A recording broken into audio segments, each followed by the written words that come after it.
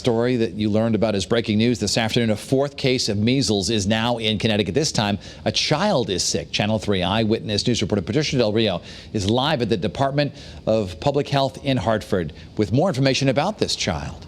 Patricia? Yes, well, Dennis, we know that this is a school-aged child from Fairfield County. We don't know precisely how old or which town in Fairfield County. We know the child got sick in early October, but now the Department of Health says the next step is to try to figure out if this child infected anybody else. The priority right now is to try to make sure that we identify any possible contacts and make sure that those people are appropriately vaccinated against measles. Dr. Matthew Carter of the Connecticut Department of Health revealing a school-aged child as the fourth case of measles this year in the state, but saying other kids at the school were not exposed because the child was out sick during the infectious stage of the illness. Are you all able to reveal or say whether this child was a vaccinated child? No, we do not give out information about any specific case. They're now looking at other places the child might have been, like the pediatrician's office and elsewhere.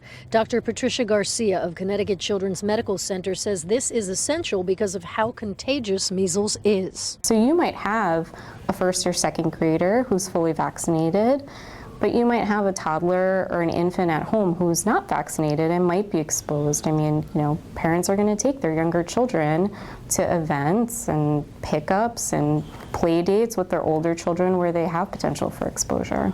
If you're not sure if you were vaccinated and have concerns if you're at risk, the Department of Health says anyone who was born before 1957 is considered immune, because almost everybody got measles at that point in time.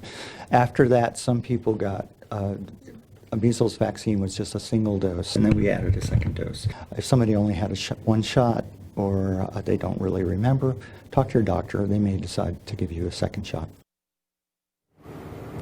Now, doctors say that measles usually presents itself kind of non-specifically. You might have a runny nose or pink eye, but eventually you get that classic pink bumpy rash that goes all over the body. And of course, you should see your doctor as soon as possible. And as far as adults, if you're not sure about your vaccination history, the Department of Health emphasized that if you are traveling, particularly internationally, that is when you really want to be certain about having the proper dosage.